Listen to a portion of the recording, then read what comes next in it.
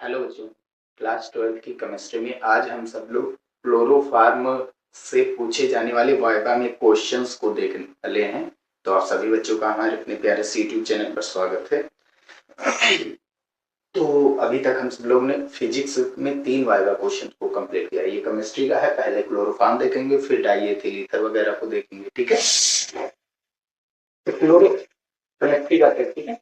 अगर आप लोग चाहे क्लोरोफार्म से प्रयोगशाला में बना रहे हैं तो आप सब लोग ये क्वेश्चन जरूर याद है। सबसे पहले क्लोरोफार्म है क्या? क्लोरोफार्म जल से भारी जो है द्रव होता है। जल से भारी एक द्रव होता है और जो जिसका घनत्व जो है, जाहिर सी बात है जल के घनत्व से अधिक होगा। और इसकी अगर आपको परिभाषा लिखनी हो तो हमेशा क्या लिखेंगे? मेथेन की सीधी परिभाषा, मेथेन के ट्राइक्लोरोब्यूटेन। मेथेन का सूत्र CH4 होता है। इसमें हम क्या करेंगे? ट्राइक्लोरो यानी Cl3 को ऐड करके, भाई 3 Cl ऐड किए तो 3H जो है हम बाहर कर देंगे। 3H इससे बाहर करेंगे, 3H बाहर करेंगे, कितने H बच्चे? 1। और Cl कितने हो गए? 3। तो बस यही मेथेन के ट्राइक्लोरोब्यूटेन क्या कहलाते हैं? क्लोरोफार्म कहलाता है। ठीक है, अब क्लोरोफार्म का खोजकर्ता जो है सैमुअल गुथ्री जो है, इन्हीं है। और 1831 में इसकी इन्होंने खोज की थी। इसका यूपीएससी ने, जैसे यहाँ पर देखो Cl कितने? 3, तो इसको लिखेंगे ट्राई क्लोरो। फिक्स है ना, तो पहले लिखा जाता है एक कार्बन के लिए मेथ, और सभी में सिंगल बॉन्ड तो रहेंगे ही, कोई और कार्बन ही नहीं तो एन जोड़ना है।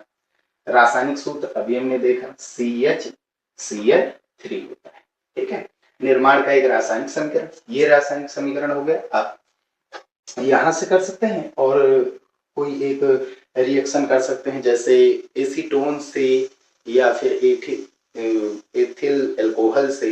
ठीक है, तो आप यहां से ये एक रिएक्शन कर सकते हैं जो हमने अभी कराई। CH4 में हम क्या करेंगे? 3 Cl जोड़ करके 3H निकाल लेंगे। ठीक है, और ये बन जाएगा CHCl3। बाकी आप सब लोग एथिल अल्कोहल प्रयोगशाला में जानते हैं, एथिल अल्कोहल हुआ और एसीटोन हुआ, इस जैसे एल्कोहल, इस जैसे से ही हम इसको बना सकते हैं।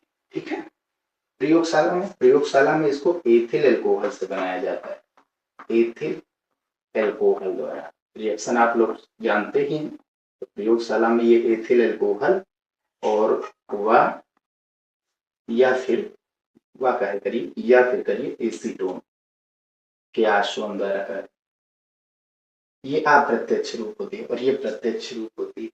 ठीक है, डायरेक्टली उपयोग, इसका उपयोग निश्चेतक यानी बेहोशी, अस्थायी बेहोशी में किया जाता है। ठीक है, अगर आप अधिक मात्रा में लेंगे तो वो व्यक्ति मर भी सकता है, व्यक्ति की मृत्यु भी हो सकती है। फास्जीन गैस बनाने में अति विषैली गैस होती है, विलायक के रूप में होता है। ठीक है, क्यों विलायक के रूप में होता है? क्योंकि ये जो है निम्न घन क्वथनांक वाली और निम्न ज्वलन वाली गैस होती है, तो इसलिए हम इसका उपयोग औषधियों में करते हैं और इसीलिए होता है वहां पर ये विलायक के रूप में। क्लियर है ना बात? ठीक, इसका गलनांक और क्वथनांक, गलनांक जो होता है -63.5 डिग्री सेल्सियस और क्वथनांक 61 डिग्री सेल्सियस होता है। ठीक है, और इसे सूंघने से क्या होगा? तो अस्थायी बेहोशी आ जाएगी। क्या आ जाएगी? अस्थायी बेहोशी।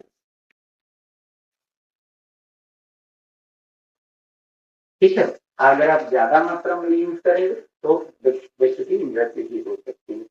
इसलिए इसका यूज जो है अब अपने अस्पताल वगैरह में नहीं करते, कोई दूसरा यूज करते।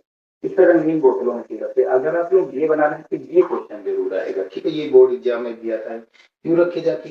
तो क्लोरोफार्म जो है रंगीन बोतलों में इसलिए रखा जाता है क्योंकि ये वायु के संपर्क में आकर के, वायु मतलब ऑक्सीजन गैस, ऑक्सीजन गैस के संपर्क में ये आकर के अति विषैली गैस फास्जीन देती है, COCl2।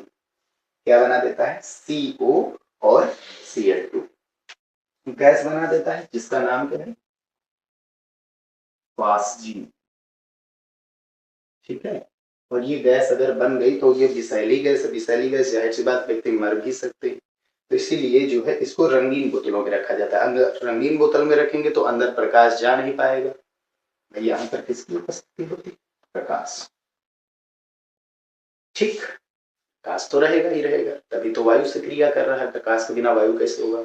तो वायु प्रकाश, जब प्रकाश रहेगा ही नहीं, अगर रंगीन बोतल में रखेंगे तो प्रकाश अंदर जा नहीं पाएगा, और ऊपर से टाइट तरीके से हम किसी अचालक पदार्थ से उसको बंद कर देते हैं बोतल को, ठीक है, और अंदर पूरा का पूरा माध्यम वैक्यूम हो जाता है, यानी निर्वात हो जाता है, और जिससे क्लोरोफॉर्म उसी अवस्था में बना रहता है और ये फाजिल गैस बन नहीं पाती।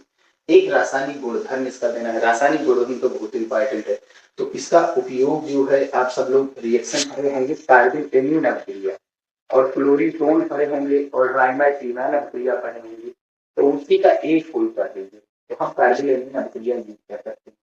तो उसके लिए क्या करते हैं, C2H5NH2 प्राथमिक अमीन की क्रिया हम CH से CHCl3 के साथ, ठीक है, किसकी उपस्थिति में, KOH एल्कोहलीय पोटास की उपस्थिति में कराते हैं, तो बनता है आइसोसाइनाइड। एथिल आइसोसाइनाइड मतलब NC, ठीक है, और K के साथ क्या निकल जाएगा, Cl, KCl निकल जाएगा, ठीक है, और साथ ही साथ H2O निकल जाएगा। लोग बैलेंस कर लीजिए, कार्बन कितने थे, 2 और 1 3, 2 और 1 3, नाइट्रोजन कितने थे, 1, नाइट्रोजन 1 हो गए, और यहाँ पर देखिए क्लोरीन कितने, 3, यहाँ पर 3 से गुणा कराएंगे तो K हो जाएंगे 3, ठीक है, और बाकी जब देखते हैं ऑक्सीजन कितने, 3 यहाँ पर है तो 3 यहाँ से गुणा करा देंगे। अब हाइड्रोजन कितने, 5, 2 7, 7 1 8 और 8 3 11, 5 यहाँ पर और 3 दूनी 6, 6 और 5 11, ये बैलेंस हो गई, तो एथिल आइसोसाइनाइड बना, ठीक है। ये कार्बन एमीन अभिक्रिया मोस्ट इंपॉर्टेंट है, बोर्ड एग्जाम में पूछी भी जाती है, और क्लोरीटोन वगैरह यानी एसीटोन की क्रिया क्लोरोफॉर्म से कराते क्लोरीटोन बनता है, और साथ ही साथ राइमाइटीनान अभिक्रिया देखिए इंपॉर्टेंट है, नहीं बहुत इंपॉर्टेंट है। इसमें क्या होता है कि फिनाल जो होता है क्लोरोफॉर्म और NaOH के साथ, NaOH की उपस्थिति में क्लोरोफॉर्म से क्रिया करके सैलिसाइलडिहाइड देता है, ठीक है, और जिसके ऑक्सीकरण से हम सैलिसिलिक एसिड जो खुजलाहट वगैरह खुजली वगैरह में दाल वगैरह में यूज किया जाता है उसी में।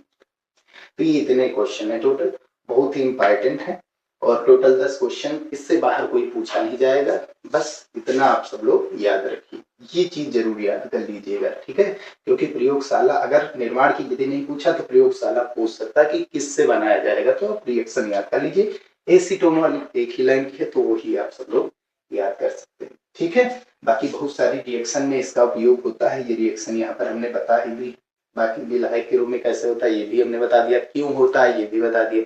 मिलते हैं फिर नेक्स्ट वीडियो में। अब